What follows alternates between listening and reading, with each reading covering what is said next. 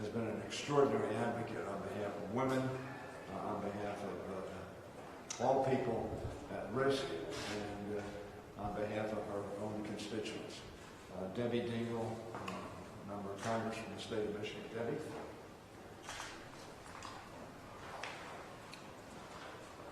Thank you, Steny. And I see that the sponsor of the bill, Sheila Jackson Lee, is here, and she has been devoted to making sure that this bill stays at the forefront. And Steny Hoyer has been my dearest friend and actually helped me through many things.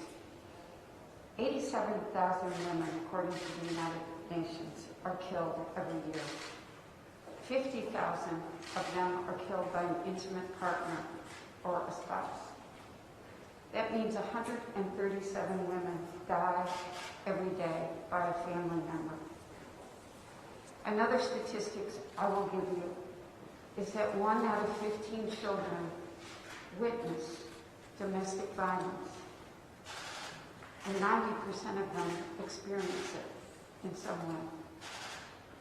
I am one of those children. I grew up at a time that no one recognized or admitted that a man could do it. Every time I have to have this discussion, I actually get more depressed. It brings back memories that sit in my heart and soul. And last night I talked to my brother and my sister, because every time I talk about this, it's not just my story. It's the story of my siblings. And we don't forget about hiding in closets, or a father taking locks off doors, of grabbing a gun from my father so he wouldn't kill my mother, and being convinced that we would die. It is time that this bill be reauthorized. Guns in volatile situations are dangerous and have devastating consequences. Calls to domestic hotlines have increased by 9%, and yet I'm sure it's much more. I have been talking to women and trying to help women who have nowhere to escape, who think that they can't because they're financially dependent and have no idea what this is doing to children. We passed it in the House 2 years ago. The Senate should have passed it. There are too many women and children that need the programs in this bill, and today we'll pass it in the House, and I urge the Senate to pass it so that no child ever has to experience what I have lived through and still feel every single day. Thank you. Thank you very much, David. I'm just going to say a few words, but the principal sponsor of this legislation, the chair of the Criminal Justice Committee and the Judiciary Committee, and the really spark behind this bill 2 years ago and this year, Sheila Jackson Lee. I will yield to her, but let me just say a few words. Sheila, I want to speak on the floor. I know you've been on the floor as well. You saw the passion demonstrated by a victim of domestic violence. Now, whether or not the violence was delivered to her personally or to her parent, and she was in fear, as she said, of her mother's life. Now, this is a pandemic in America. It is a lethal pandemic in America. It is a psychological trauma in America. The House is about to pass a long-term reauthorization of the Violence Against Women Act, which was previously blocked by Senate Republicans, sadly. It was then Senator Biden, of course, who wrote this original VAWA in 1994. I was a co-sponsor of that bill in 1994. Sheila, were you a co-sponsor of that? Came right after. You came right after that. I was a co-sponsor in 1994 of the Violence Against Women Act. President Biden is ready to sign this bill, and I hope the Senate will act on it quickly so he can do so. VAWA has always been bipartisan. We passed and reauthorized VAWA on a bipartisan basis in 94, 2000, 2005, and 2013. It was disappointing that after the House passed a bipartisan reauthorization last Congress, the Republican-led Senate refused to take action, even after it was clear that incidents on domestic violence were increasing during the pandemic. Now, when I say they refused to take action, they didn't take up the bill and amend it and then send it over to us or ask for a conference. They just ignored it. They apparently took the position that violence against women is not important enough for us to take up and consider the bill. They didn't have to take our bill. What they had to do was address a pandemic of violence against women in America. So disappointing. In my state of Maryland, court records indicate that there were 3,244 protective orders in place in April of 2019. Women who were in danger. However, in April 2020, amid the lockdowns to protect against COVID-19, that number had dropped to 470. Now, my immediate response as I read that and looked up, dropped to 470. It dropped to 470 because women were not able to make their complaints in the lockdown period. Not because they got less. In fact, they got worse. We need to enact the broader protections. Excuse me, let me give this. It rose again to 4,116 in June after the lockdown was lifted. This has been called a pandemic within a pandemic. I've said that a couple of times now. We need to enact the broader protections that are included in this bill to help victims of domestic violence if we are serious about addressing this crisis. I expect today that we will see another bipartisan vote. I hope that the Senate will act without delay. I know Leader Schumer will bring it to the floor. It will not languish unattended. As President Biden said the other day about reauthorizing VAWA, this should not be a Democratic or Republican issue. It's a matter of justice and compassion. And I would add to that awareness. I want to thank Representative Jackson Lee for leading this charge. And I want to thank Chairman Nadler and members of the Judiciary Committee for their work. Last Congress again now to ensure that more people are protected under this reauthorization. Now, as I said at the beginning, I am pleased to yield to and introduce a fighter for justice for all of her life and certainly all of her career in the Congress of the United States. A giant on behalf of civil rights, human rights, and the rights of women and all other vulnerable peoples, Sheila Jackson Lee of Texas. Sheila? Mr. Leader, thank you so very much. And thank you so very much. All of us are between the ERA and this bill, but let me indicate to all of you that if there's ever a fighting spirit, it is now to save the lives of thousands upon thousands of women and some men who've lost their lives in the midst of a battle simply to be who they are. In the latter days of Christmas of 2020, Ms. Fontenot in my community was having a joyous Christmas with her two children. And yet, in spite of that joyous Christmas, just a few days, her husband, Jeffrey Fontenot, came to kill her, of which he did. He made the 911 call and said he shot his wife. I have stood alongside and been part of the fight for the Violence Against Women Act before I came to the United States Congress.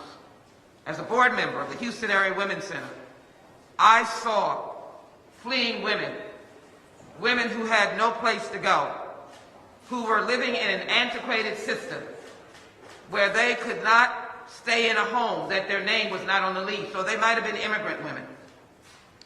And so I'm enthusiastic to say that although we reauthorized this in 2005 and 2000, the last reauthorization was 2013. We wrote this bill and was ready to move in 2018, the year of its expiration. Republican House, Republican Senate, Republican President, they would not move this bill. I'm very pleased to say that this is the bill we wrote, and I wrote in 2018, that it has moved along, and again, the Senate did not move this bill. Now we have a robust bill, a bill that embraces where we are in America. The Violence Against Women Act, with the leadership of our Speaker and our Chairman of the Judiciary Committee, is a strengthened bill. We include the amendments that were in the bill in the 116th Congress, but we expand $110 million for rape prevention. Very important legislation that deals with intervention, cultural training, a whole area that deals with indigenous women, Native Americans, women of different cultures, a new position in the Violence Against Women Office, a deputy director dealing with cultural sensitivities, training for men and boys, the recognition that there should be legal assistance no matter who you are, immigrant and non-immigrant. We provide for that assistance. We ensure that small grantees are not denied the opportunity to receive federal funds by giving them training. As I indicated, we invest in prevention, we expand access. And yes, likewise, we ensure that if you are a convicted stalker, misdemeanor, then the opportunity for you to have a gun is denied. The framework of this bill, however, is framed in due process. We want women to live. We want victims of violence to live, men or women. We want children to be able to have a parent. We want to make sure that if you are fleeing a domestic violence situation, that you can be expedited into housing. That did not happen before. And we will look forward to working with the Housing and Urban Development Agency under the leadership of our new secretary to ensure that we make this work. We're excited about this legislation. More money to ensure that police and prosecutors can do their job, again, under due process framework. Finally, I will say this bill leaves no victim behind. It helps the Native American women that have not been helped before. And of course, we are delighted that it is bipartisan. My challenge, as soon as this bill leaves the House, we will be meeting with senators to ensure that this bill has a full and vigorous review and that we are able to move a bill out of the United States Senate. We're delighted with Representative Fitzpatrick, who was here, who's one of our bipartisan co-sponsors, and we are certainly appreciative of the leadership, as I said, of our Speaker. With that in mind, we will pass H.R. 1620 today. We will historically, in this month of Women's History Month, say to Ms. Fontenot, who had a wonderful Christmas with her children in 2020, and a few days later, she was dead with a bullet by her husband, dead with a bullet by her husband. We will say in her memory, no more. And we will embrace this legislation to fight against the scourge of domestic violence, sexual assault, stalking, rape, and we will say no more. My privilege to be able to yield to the guiding force that has led us on these vital and vigorous and important bills of liberty and freedom, and that is Speaker Pelosi. All right, you're on the list. We will now go to our distinguished chairman, who also is a visionary and has led this fight. I'm glad to be working with a lot of visionaries, and Chairman Nadler is someone who I've had the privilege of serving with on the Judiciary Committee, and he is a visionary, but he is also a fighter, and he keeps his word. Chairman Nadler. Thank you very much. Everyone who will speak at this press conference has been a visionary on this issue. I mean it. I want to begin by thanking the sponsor of this legislation, the chair of the Crime Subcommittee, Sheila Jackson Lee, who just spoke, for her long-time leadership in this effort. I also want to thank the Speaker, the Majority Leader, and the other members assembled who have all been such champions of this legislation. In 1994, then-Senator Joe Biden authored landmark legislation called the Violence Against Women Act, or VAWA. Programs created under this law have provided support to millions of women and others who are victims of domestic abuse, dating violence, sexual assault, and stalking. The prevention programs contained within the law have saved countless lives and untold trauma. We are here today to carry on this important work and to strengthen it even further. VAWA has been reauthorized 3 times on a bipartisan basis, and each time we consider a new reauthorization, we examine what is working and what can be improved, and we make needed amendments to the law. I appreciate the bipartisan support of Mr. Fitzpatrick and all of his work on this legislation. But some of our Republican colleagues would have us simply extend the program, which sunset in 2018 with no changes. That would in effect be like going backwards. Too many people depend on the services provided by VAWA to take half measures. Every year, approximately 7.9 million women are victims of rape, physical violence, or stalking by an intimate partner. And an average of 3 women are killed every day by a current or former intimate partner. These grim statistics underscore the crucial need for us to act without delay to reauthorize VAWA and to enhance and expand the Act so that it is getting even more effective. We passed a version of this bill in 2019, but it did not get a vote in Mitch McConnell's Senate, where even the needs of survivors of domestic abuse were ignored. Now that we have a true champion of efforts to protect women leading the Senate and Majority Leader Schumer, and a president who literally wrote the original VAWA Act, I know that they will do everything they can to see this legislation become law. In the debate we've been having on the floor, I've heard some of the Republican speakers say that we can't pass this bill because, after all, we can't extend the deadline because the deadline's in the Constitution. Well, they're wrong. The deadline is not in the Constitution. The deadline was subject to the 22nd, 23rd, 24th, 25th, 26th, and 28th, not the 27th, amendments. If you look at the Constitution, you will not see the 7-year deadline in it. And that's because they're not part of the Constitution. So we have the power to pass this legislation. We certainly ought to pass this legislation. And I thank everyone involved with it. And I now yield to the distinguished Speaker of the House, Ms. Pelosi. Thank you, Mr. Chairman. I thank the gentleman for yielding. I also thank him for yielding to me on the floor for the Equal Rights Amendment legislation that we passed there, where the deadline was a point of order. Madam Chair, Sheila Jackson Lee, you have been constant, relentless, strong advocate, champion for the Violence Against Women Act, and I every chance I get, I want to commend you for that, because so many women in America benefit from your advocacy, your relentlessness, and your persistence. I rise here to join you at this press conference in support of this legislation. And others have referenced the fact that Joe Biden was the author of this in 1994. The distinguished leader in the Senate, Mr. Schumer, was very much a part of passing that legislation as well. And many of us were minions at the time, running around to get the bill passed, and then later, following that as appropriators, to get the bill funded. So this has been a priority in every way for a long time. The last time the bill was authorized was 2013 under the leadership of President Obama. And because others have referenced what Republicans have said on this, that, and the other thing, I want to just recall how we got this bill passed at that time.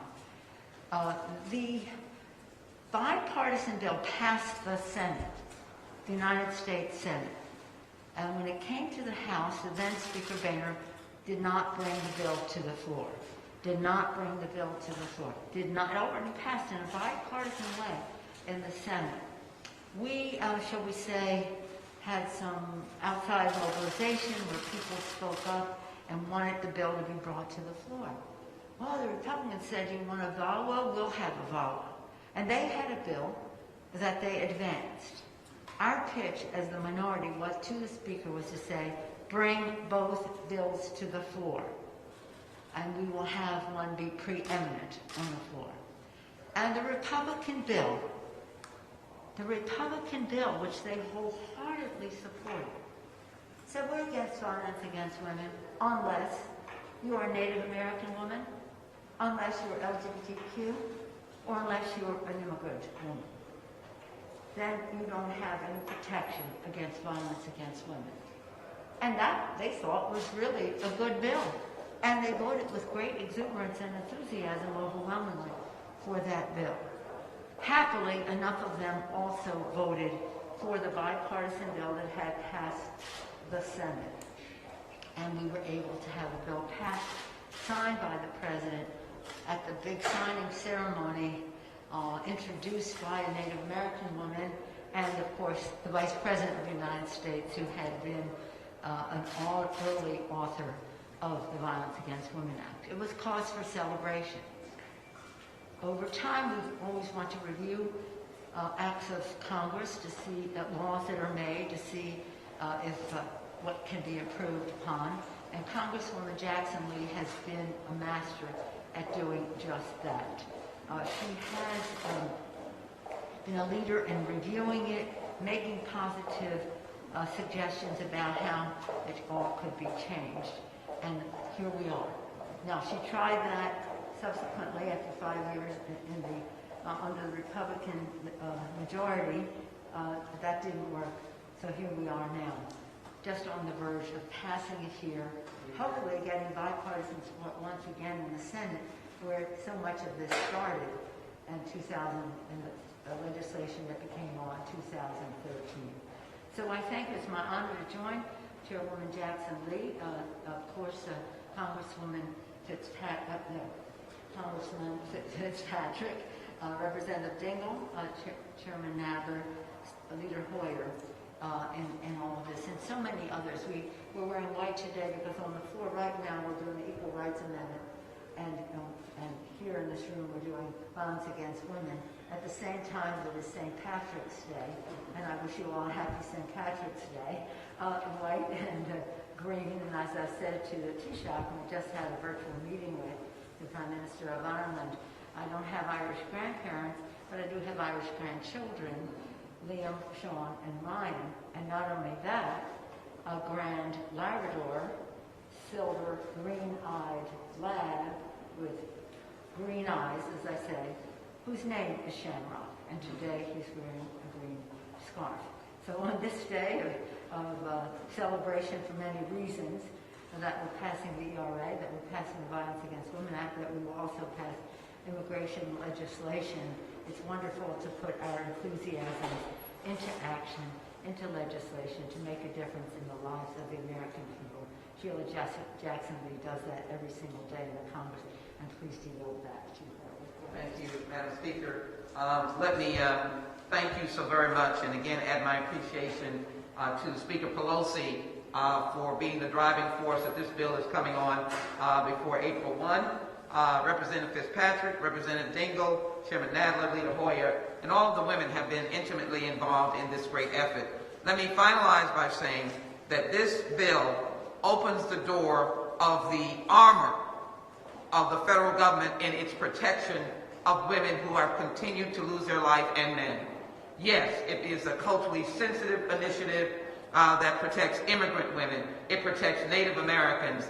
It protects poor women. It provides legal assistance to all persons. And it has a culturally responsive and consistent outreach through culturally assisted focus in dealing with these women. It is based on prevention and intervention and protecting those against the perpetrators with guns who are their intimate partners.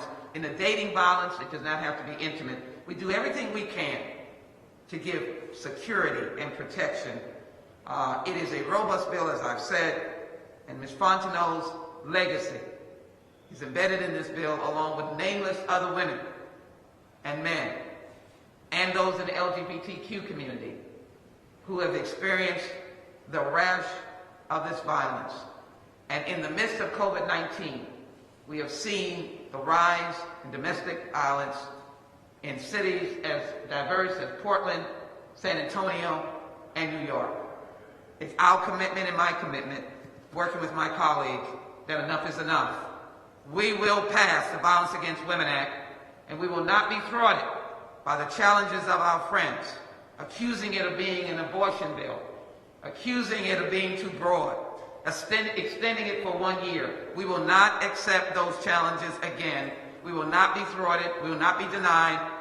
We will not end this fight until President Biden, the father of VAWA, signs this bill, and we are again protecting women and men and families that have been the victims of domestic violence, sexual assault, stalking, and being there with no one available. Thank you all very much.